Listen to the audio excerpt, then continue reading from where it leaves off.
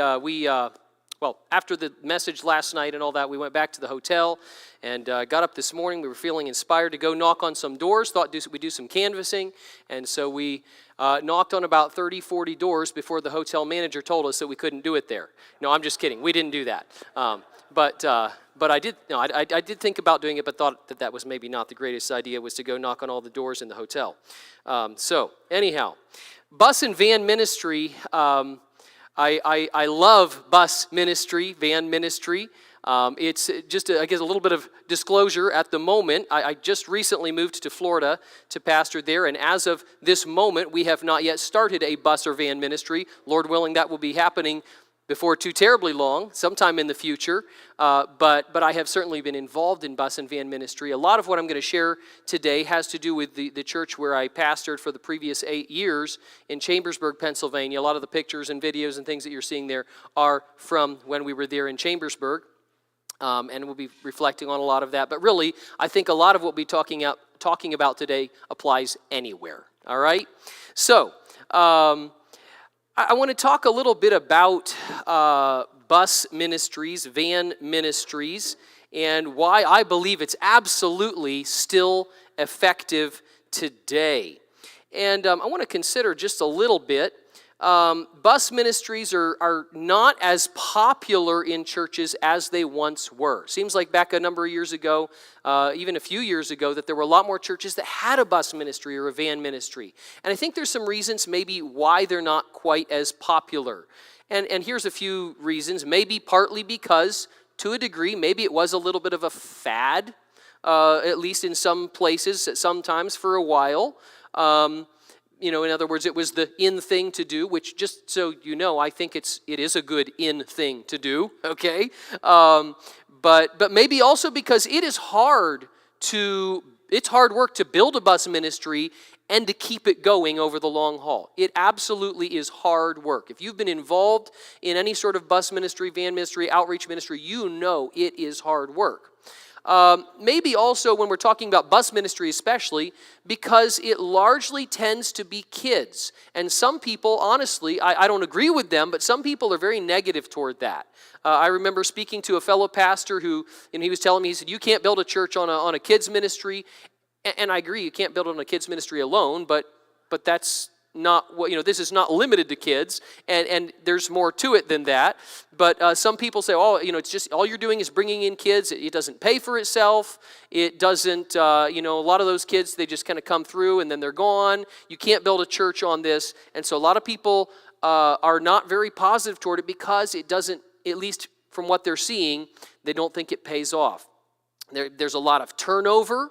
That can be discouraging. Kids are there for a few weeks or maybe a few months or even a few years, but then they're gone. Sometimes just like that. You don't even know when they're gone. Sometimes you don't know until you find a lock on the door and you're like, oh, where'd they go?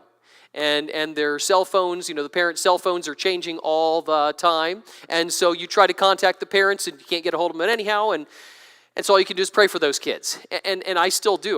There's times I look back at lists of kids that we no longer have, that I no longer have contact with, and I'll pray, dear Lord, would you please send someone into Harley's life to continue to share the gospel with her, or this one or that one.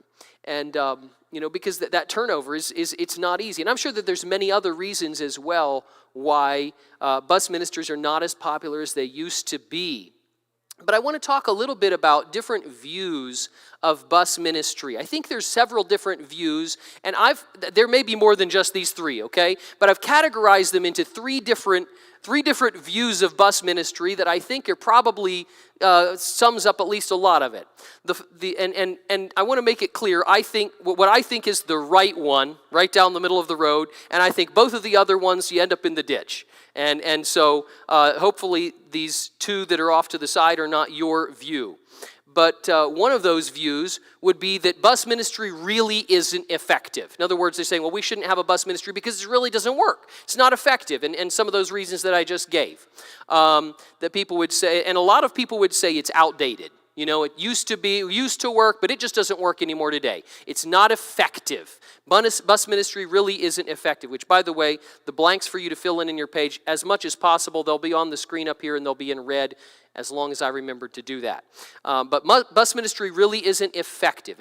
It's outdated. So you got a group of people that there's churches that are getting rid of their bus ministry. They're selling the buses. They're getting out of the bus ministry because they think it just doesn't work. It's outdated. It's not effective. Then there are some people that I have met, and I would say it's probably largely people that don't have a bus ministry, but they've seen some success in some other churches, and they have the idea, this is the way to make your church grow.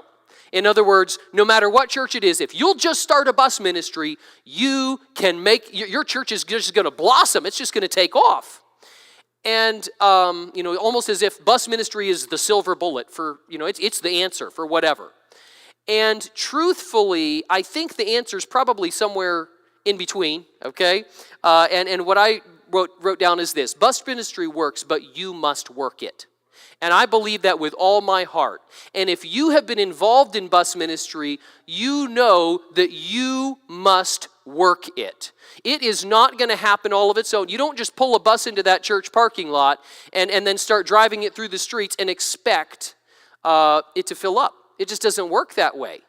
You don't bring a bus onto your church and then suddenly have people that you just expect to have all the volunteers in the world for your bus ministry. It doesn't work that way. You're going to have to work it. It's going to take lots of hard work, lots of effort, and it's not going to be easy at times. To give a little bit of idea of what I'm talking about, I want to share a little bit about our church in Chambersburg, where I used to pastor, and how our church grew through bus ministry, both directly and indirectly. And I want to emphasize the indirect is important as well, because there's the direct growth from the bus ministry, but if you do it long enough, there will be some indirect growth as well. So we moved to Chambersburg in the fall of 2016, and even before we moved there, I saw there was strong potential for kids ministry and certainly for a bus ministry. There's lots of kids in the area. The church is literally right next door, a few hundred yards from a large elementary school that has 500 plus kids, large elementary school. And when I moved there, I was aware that there were already two kids Bible clubs happening in the church from kids that were at that school. Pennsylvania is one of a handful of states that has a law that allows parents to sign their kids up for a released time type ministry that's during the school day, that if those parents sign their kids up for this, that they are allowed to leave during the school day, like once a week for like an hour-long religious training type of thing. Muslims could do it if they wanted to, Hindus could do it if they wanted to, whatever, but it's something that's a big deal, and it definitely is. If you are from Pennsylvania or a handful of other states that allow this, do it. It's definitely a positive thing. And it was something that was already happening. There were two Christian organizations. You've probably heard of Child Evangelism Fellowship, Good News Clubs. That's a really common one. A lot of people know of that. That they were already doing one where our church was the host church. Another Christian organization called Joyel was doing it was called Bible Adventure Club. And the one was for kindergarten, first and second. The other one was for grades 3, 4, and 5. These were already happening every week. There were kids coming over from that school to the church. And and it was being hosted at our church, but our church people had nothing to do with it. I'm not saying that they were frowning on it, I'm just saying they weren't involved in it at all. And coming there as a pastor, I said, this is a huge open door. We got to take advantage of this. We need to get involved. And so right away, I got involved. I got my CDL, and I started driving the bus for both of those, and actually for several other Good News Clubs and Bible Adventure Clubs in town as well. And got involved in that, And that gave an open door to see some of those kids start coming to our church on Sundays as well. Because as I would go and knock on the doors of those where those kids lived and say, hi, I'm Pastor Jeff Stratton from the Hamilton Heights God's Missionary Church. It's where Chloe goes to Good News Club. And just like that, it opened the door. Many times Chloe would see me, oh, hi, Pastor Jeff, and the barrier was already gone, okay? And so it made it easy to start connecting with some of those families and began to see, to try to bring some of those kids to church on Sundays as well. Now, so before, backing up just a little bit, before I even went to Chambersburg, I began praying about the potential of a bus ministry there at Chambersburg at some point. And I had, coming to Chambersburg, I was coming from the Beavertown God's Missionary Church. I had served as the assistant pastor there for several years, and we had several bus routes there. And in leaving, Brother Plank told me, he said, now, Jeff, he said, Beavertown would like to donate a bus to Chambersburg if you guys would want to do that. And I said, well, absolutely, I'll take you up on that. However, going to Chambersburg, I also knew that our church people, this was totally foreign to them. And I knew that it probably wasn't the smartest thing to just show up with a bus. Because they would, what is this even about kind of thing. And so I realized we weren't ready for a bus right away. So Brother Plank kept contacting me. When are you going to get this bus? I said, well, when we're ready for it. I think he started thinking I wasn't interested in it. But at that point, we weren't picking up any kids. Not one, zero. We were not picking up any kids on Sunday. And so I knew that to show up with a bus, we would be getting the cart before the horse. And so we started talking to our people about reaching out and started leading by example, started connecting with some of these kids that came to Good News Club and things like this, and knocking on their doors and inviting these kids. I still remember those first two girls that we started picking up in our own minivan on a Sunday morning, bringing them to Sunday school. Then it was a few more kids, and I started asking some of our church people, would you be willing to drive and pick some kids up? And, some of them were willing to. I remember one person telling me, well, I think that's too dangerous. That's an insurance liability. I don't know if I dare pick anybody up in my car and bring them to church with me. And, I didn't press the issue. We just went ahead and did it anyhow. And there were others that did. And I remember there for a while, we just kind of had to adjust as it grew. And as more kids started coming, I remember sometimes my wife would be going one way, picking up kids in the car, and a couple of our church people picking up some other kids. I'd be going in the minivan and picking up more kids. And we'd all get back there to the church. And while my wife and the others are singing some songs with the kids, I'd go back out and make another trip or two in the minivan, coming back, bringing several kids. It went on like this for several months before our church people started saying, we ought to have a better way to bring these kids here. Maybe we ought to think about a bus. I said, I think that's a great idea. In fact, we have a bus that was made available to us. And so we had been there about a year when we finally started running a bus. And the picture up there, I don't know how well you can see it, but that was our bus dedication service. I had Brother Leonard Robb come and speak that morning and challenge our people about outreach, and we dedicated the bus, and then everybody climbed on the bus and we drove across the road to the parsonage and all got out and had a meal. But anyhow, it was an exciting day. We were starting our bus ministry, and it was a big deal. And since that time, the Hamilton Heights Church has been running at least one bus ever since that time. And, as we started out doing that, we would bring the kids in for Sunday school at 9:30. Then we would take them upstairs for church at 10:30. And it was challenging at times. Any of you that have kept the kids in there after Sunday school, brought them into the sanctuary, it was challenging. We'd try to seat them with different people. And, it definitely brought an element of life to our services. There were times that it was very distracting. And in fact, over time, I could see that there were some of our church people that it wasn't, they were really struggling with it.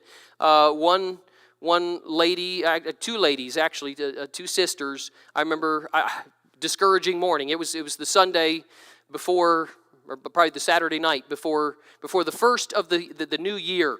And I remember this lady calling me up and saying, she said, my sister and I we just can't take those kids. It's too much of a distraction. We're not coming to church anymore. And she and her sister stopped coming. And that discouraged me. I mean, it really did. They stopped coming because of the kids.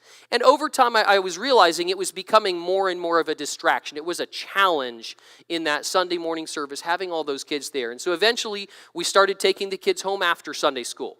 I hated that, but it felt like it was kind of the necessary thing at the point. Over time, we were able to switch to a Sunday night kids' church, and I'd love to spend a while talking about that. I think that Sunday night is actually a really great time to do it. We found our kids' church to grow even more. We found it to work even better for us. There were challenges, but it was good.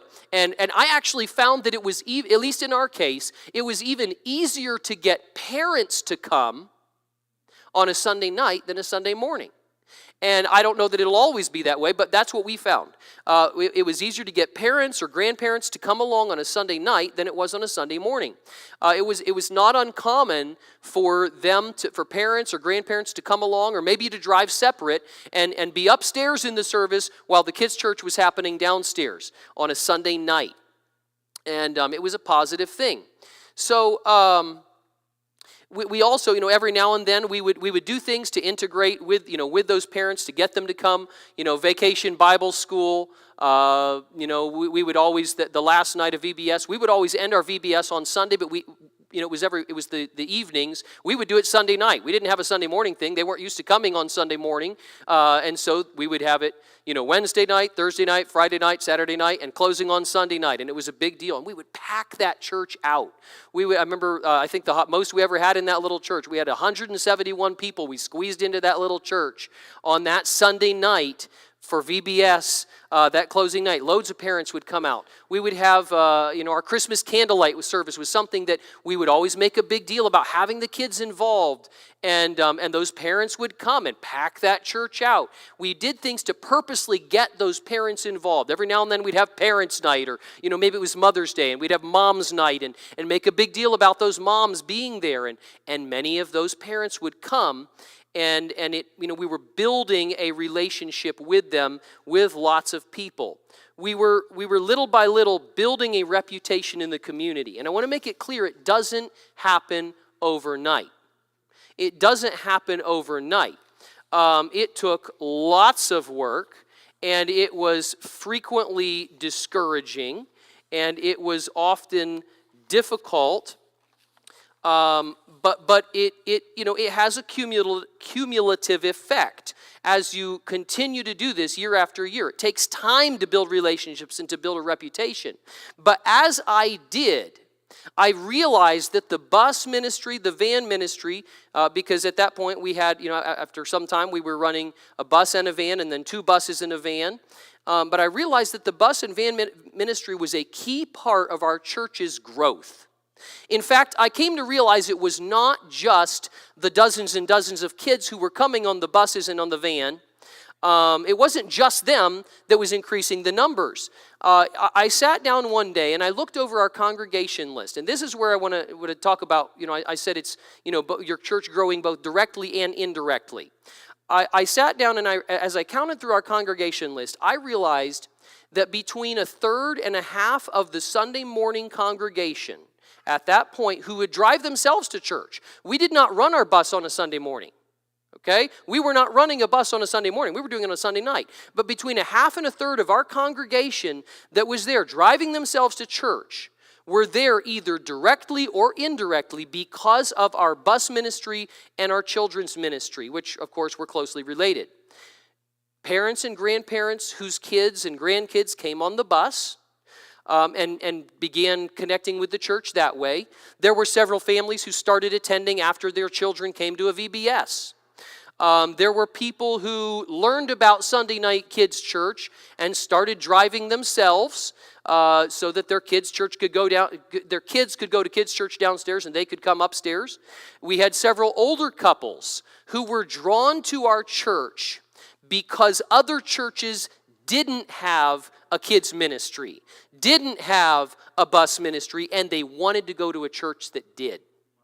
And so, these were all different parts of this that were factoring in. There were also teens who grew up coming on the bus or on the van, and now, even this day, are driving themselves to church because it became their church. Which, by the way, one of the things that we did do just intentionally with the teens, our kids' ministry was on a Sunday night, but on a Sunday morning, we would run the van and we would pick up several teenagers on a Sunday morning because we wanted those kids there for a teen Sunday school and then staying for the Sunday morning service, even though they were still sometimes a distraction. We wanted them there interacting with our church people so that they would know this is our church. It's so easy for teenagers to quit coming to church or they kind of reach the end of that and all they've ever known is teen church, kids church and then teen church and then they're done. They never connect with church people. And we felt very strongly we wanted them there in the service, experiencing what was happening in the service, getting used to a regular service, and yes, they were sometimes distracting. But we found that it was paying off because there are teenagers today that drive themselves to church because this is their church. It's their church. And so, also I would say other, adults that we got to know while we were out bus calling, and maybe they would drive themselves, maybe they would come on the bus, but adults that would come because while we're out bus calling, we see this guy week after week, and so I start talking to Stanley or to, different ones, and they would begin attending. Also, people who started attending because one of those people who was influenced by our bus invited them to come. And so none of this happened overnight. It was a cumulative effect, and it was multiplying that happened over a span of several years. But it absolutely confirmed to me that bus ministry, van ministry does work if you will work it. Now, I want to make it clear that it's not all easy. It is, in fact, there's frequently times that it's discouraging. What I was sharing there sounded really encouraging, really easy. It all just came together and the church grew. And no, it was hard work. It's discouraging. It's exhausting. There are weeks that week after week after week, you knock on the same doors and the same kids, we're not coming this week. And you're like, what happened? We've lost these kids. Or, weeks go by without some of the ones coming. Your attendance is down. They move, and you totally lose track of them, or they just quit. They decide that they're not interested in coming anymore. It's easy to talk about the encouraging things, but discouraging things happen too. I remember times fights on the bus. I remember we've had more than one parent, upset. You hear from the parent, they're upset because so-and-so hit my kid. And I'm not going to let my kid come there. And we didn't know anything about it. We do our best to handle it when we can. And by the way, when a parent contacts you, you do need to talk to them and address the issue and do whatever you can. Don't just dismiss it. It's a big deal in their mind, and it is a big deal, and you need to handle it. And so talk with them, but explain to them. I've told many parents, because they're like, it's a church. That kind of thing shouldn't happen at a church. And I said, now listen, you've got to understand, our church welcomes everyone. And there's people that come that are not Christian. In fact, there's a lot of people that come to our church that they're not a Christian. They're not right with the Lord, and they don't treat everybody right. But we want them to come too so that they can get saved and that their life can be changed. When you start explaining that, sometimes they're like, okay, I understand that. I said, but please, if there's a problem, if somebody does something to your kid, let us know. Talk to us. We want to know. We'll do our best to handle it. We promise we will. And you've got to follow through on that. But there's discouraging things that happen. And it's not all just easy and all of that. And I also want to say it's more than just Saturday visiting. I believe in Saturday visiting, all right? Knocking on those new doors, knocking on those regular doors, inviting those kids to come. But if you want to build a strong and lasting connection, you need to connect with those kids as much as possible, more than just on a Saturday, those few minutes at the door, and Sunday on the bus. You need to do your best to connect with them in other ways and at other times. One of the things that helped me was I also was a school bus driver, and I asked my employer if I could please have a route at the school that's right next door to the school to our church. And so I thankfully I had that. I had what the teachers told me, at least at one point when I started driving, they said it's the worst route. And I had all the rowdy kids. I have a 76 passenger bus with I think over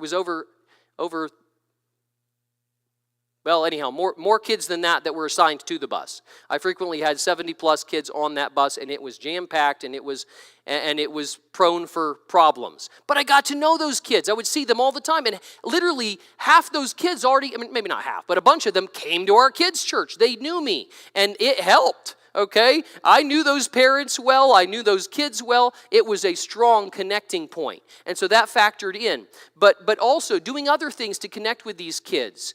One of the things that we would do in our kids' church that helped with behavior was like a behavior prize rather than just a quiet seat prize or some of the standard prizes. Sometimes what we would do, instead of just a prize that they would take out of the basket, we would also we would keep track of, we would give everybody a wristband when they came. And when they, that wristband was for good, they kept it if they had good behavior or if they behaved well. So any kids, if they lost their wristband, they were out of the running. But at the end of the time, at the end of kids' church, we'd take all those wristbands that had their names on them, put them in a basket, pull out several names, and that week, those kids whose names got pulled out of there, Pastor Jeff and maybe my wife or one of my kids or one of the helpers from the church, we would take those kids for pizza that Saturday or for donuts at Dunkin' Donuts that Saturday morning or something like that. Do something with them. It was a motivation for them to behave themselves, but it was also time for us to spend time with them and talk to them. And many times they would ask questions. I mean, we'd purposely ask them questions about, how they're doing and what's going on and what they're learning about Jesus and what they like about kids' church or even what they don't like about it, because we want to know the negatives too so we can improve. But many times those kids would ask questions that they wouldn't ask in kids' church because there wasn't a whole group of kids. It was just a couple others there, and they would ask us sometimes some pretty deep questions, and it gave an opportunity to talk to them. Do things like that. We'd have them over to, sometimes the reward was to come to our house and bake cookies with my wife or something like this. Different things of this sort, but connect with them more than just on that short time on a Saturday or a Sunday. Take them along visiting with you on a Saturday. That can be a positive thing. But over time, we were building that relationship. And this is something I didn't even hear, but one time, my wife didn't always come along with me when I was out visiting, but she would at times, particularly when we were signing kids up for kids camp or things of this sort, because we had a lot of kids who were Hispanic, and I don't speak Spanish, and a lot of times the parents would only speak Spanish. So I'd take my wife along because she speaks Spanish, and so I would say, babe, I got to have you come along. Please help me do this. And so she would come along and she would interpret and help sign up a whole pile of kids for kids camp or for VBS or whatever it might be. But she told me just recently, I actually didn't remember this, but she told me just last week, she was talking about how we pulled in somewhere, and I think I had gotten out of the car. She was along with me that time, and I had started walking across toward the door, and she was still just getting out of the car, and she heard a parent at a porch over here say, to another parent, that's Pastor Jeff. He's the one who drives the bus, and he picks up all the kids in this neighborhood for church. It was because a reputation was built. We had connected with people. They recognized us. They knew who we were. And that's what you can do. And what a privilege it is to do that. But what I'm saying is it doesn't happen overnight. It works, but you must work it. So, continuing on here, I wanted to talk we've talked, called this bus and van ministry. I want to spend just a few moments comparing vans versus buses. I don't know if your church is already doing a bus ministry or a van ministry or both or whatever. Obviously, there are different vehicles being used for the same general purpose and different and same general goal, but there are some pros and cons of both. And I think you have these in your book, but I'll just mention real briefly. Obviously, a bus holds more people. Higher capacity, a van, even the biggest van is never going to hold more than 15 people, including a driver and a helper. And yes, you should always have a helper in there with you. A bus, even though they're much bigger, they can be a whole lot less to purchase.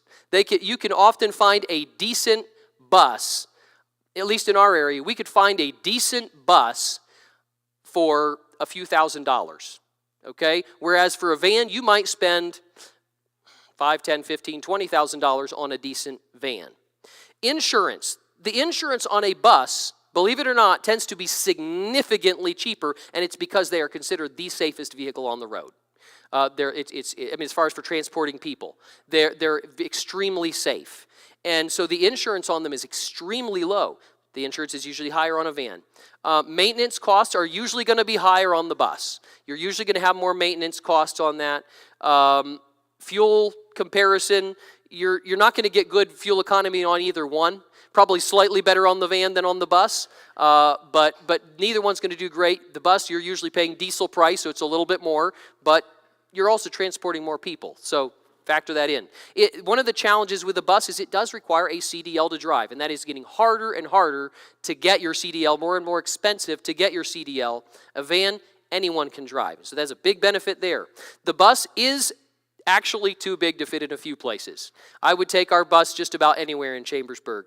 In fact, I realized I could squeeze a bus in places where I couldn't squeeze my Suburban. Or at least it was easier because you're up higher. I could squeeze it in about anywhere.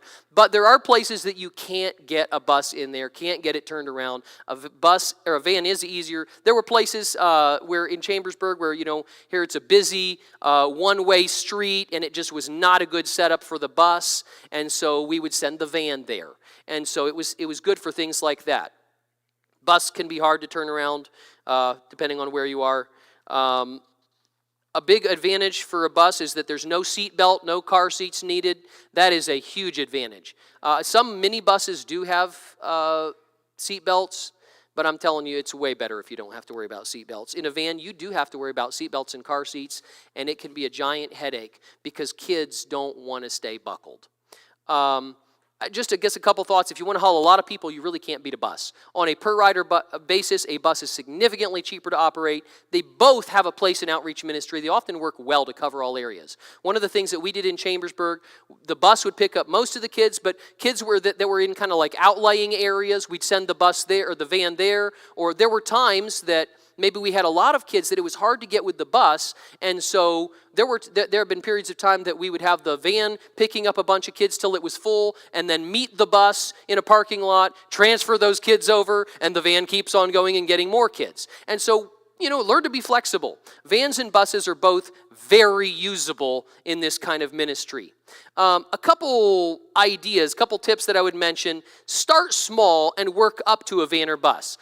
Like I said, if you just show up at your church with a bus and say, we're starting a bus ministry, your people may be totally overwhelmed by even the idea of this. And so start small. Start picking kids up in your car, in your minivan, in your SUV, whatever. Work up to a van or a bus. Visit regularly. I cannot overemphasize this fact. If you do not visit regularly and have services regularly, it's going to be very hit or miss those kids will never develop the habit of coming on a regular basis. It's so incredibly important. Visit regularly. They need to be able to count on you coming there on a Saturday. I always loved it when obviously I would rather have them there at the door, but I always loved it when I would go to knock on a door and there would be a note. Pastor Jeff, I'm sorry we missed you. Hope, our kids will be coming to church tomorrow. They were expecting me to come, or one of our workers to come and knock on the door. Build that kind of regularity into it if you can. You need to. Having services regularly is a big deal. Or visiting regularly and having services regularly. In other words, don't just cancel kids' church over every little thing. Because if you do, those kids will get out of the habit. And when you have parents start calling you or texting you saying, are you having kids' church this week? That's a really bad sign. First of all, it is encouraging that the parent's actually reaching out to check. So that's a plus. But if they can't count on it happening regularly, that's not good. Okay? So, be as consistent as you can. Obviously, you can't have it all the time. There's times you're going to have to cancel. There's times that you're going to miss visiting, but as much as you can. I would also say another tip here. This is a really good way to involve church people in ministry, especially youth. Youth often tend to be a little more open to doing something like this. Involve them, or new people at the church, but also involve your other people. Let your church people feel like they're a part. Have a sign-up sheet every now and then where they can sign up to bring cookies for on the bus or to supply a snack of some sort. It gives them the feeling that they're a part of this ministry as well. Have a helper schedule. Maybe you don't have people that would help all the time on the bus, but talk to several people and see if they'd be willing to help once a month or every other week or something like this. A schedule, getting them involved. Sometimes having them involved all the time is too much. And I've learned that. There's times that I've talked to somebody and, I'm so excited, we got a new helper. And then after a couple months, they're like, I just don't think I can do this. I'm just burning out. I can't handle this. And it was because we just maybe dumped too much on them.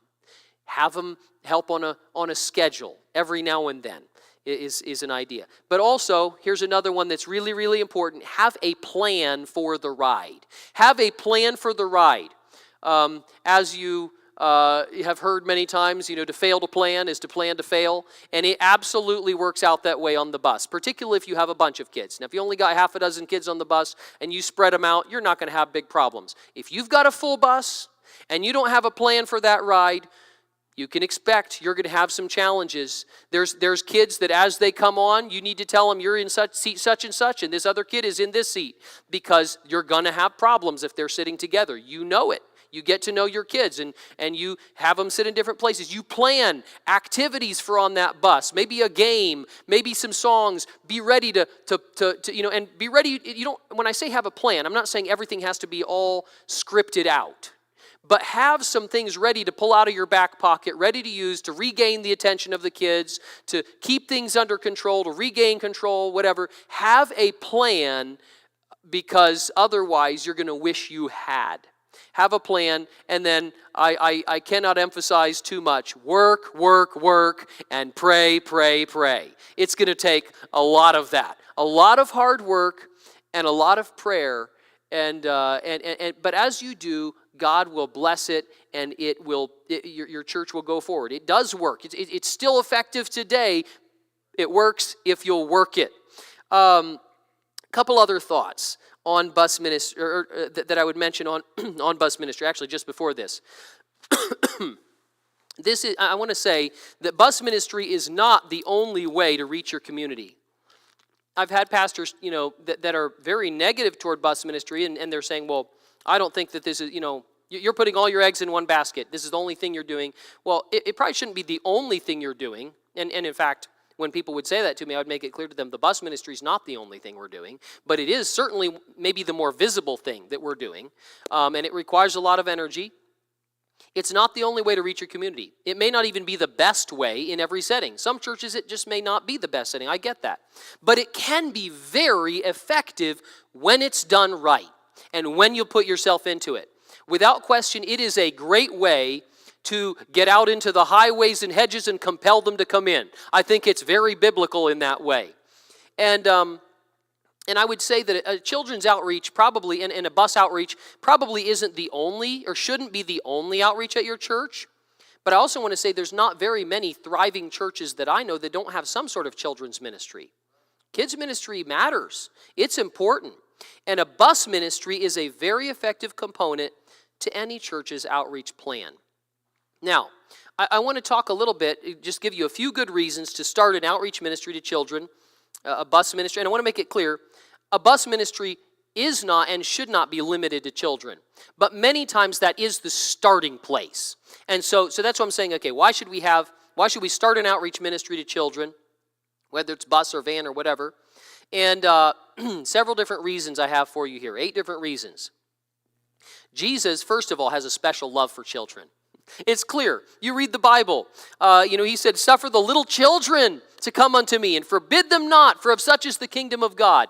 Children have a special place in God's heart. Secondly, the Bible speaks repeatedly of God's heart for the poor and the fatherless. There are lots of kids like this in the bus ministry. This kind of ministry tends to especially focus on people that fit that description. Third, a bus ministry, as I already said, is part of going out into the highways and hedges and compelling them to come. It absolutely is. 4, when trying to get something happening in a church, maybe you're in a church where it feels like nothing's happening, it's dead, there's just not much happening. An outreach to kids is a fairly easy way to start.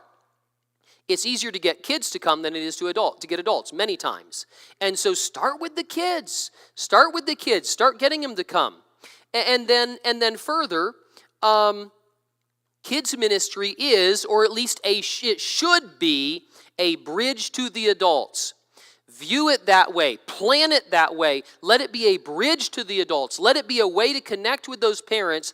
Do all you can to connect with those parents.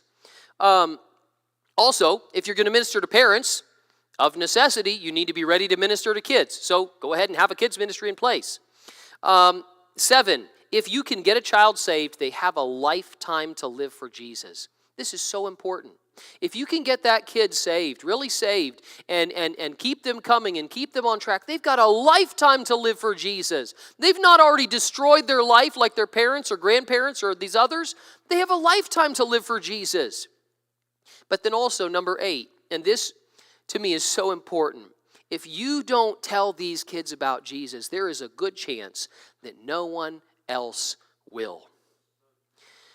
You and I stand in the gap between these kids and an eternal hell.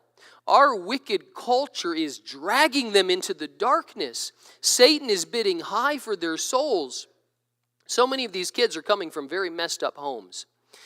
Back some time ago, I looked through our visiting list, our bus list of kids that would come, and out of nearly 100 kids that were on our visiting list, only about 20 of them were in homes where I at least think that their mom and dad are married and are their own mom and dad.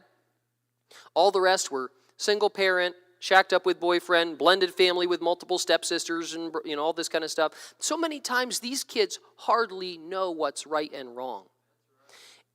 And we have a responsibility to them. They're hurting, they're broken, they need love. And the fact is, if you'll love them, they will love you right back. A lot of them don't have many people who really love them. And tell them about Jesus, because their parents aren't. The people around them are not. Many times I've spoken to parents, maybe when I'm out visiting or whatever, I've spoken to parents who are drunk and can't speak sensibly. One home where we used to pick up kids had a marijuana plant growing right there on the porch. Knock on the door, marijuana plant right there by the door. And they weren't worried about the police catching them or anything. It wasn't a big deal. Many of these kids that we've picked up, the parents are in jail. One or sometimes both of the parents are in jail. Sometimes, there's times that we knock on the door and they open the door, and literally, one home I can think of specifically, literally, many times you couldn't see the wall on the other side of the room because the marijuana smoke was so thick. I mean, but this is the kind of homes that we're talking about. My 3 kids have helped on our bus for years. They're my number one. I wish they were here for me to praise them on them a little bit. But my kids know they were my number one bus helpers. I mean, I could count on them. They knew what to do. They were good at it. And there were times, we had other helpers as well, and so I'm not trying to down any of the others. We had other helpers, and I wasn't the only bus driver, but there were many times that I'm driving and my kids, are running, going to the door, knocking on doors, getting the kids to come. And without question, there were times that I would send, one of my girls and my son, because I knew really all of it was a rough neighborhood, pretty much all of it. But there were times that literally my kids are having to step around drunk people on the sidewalk.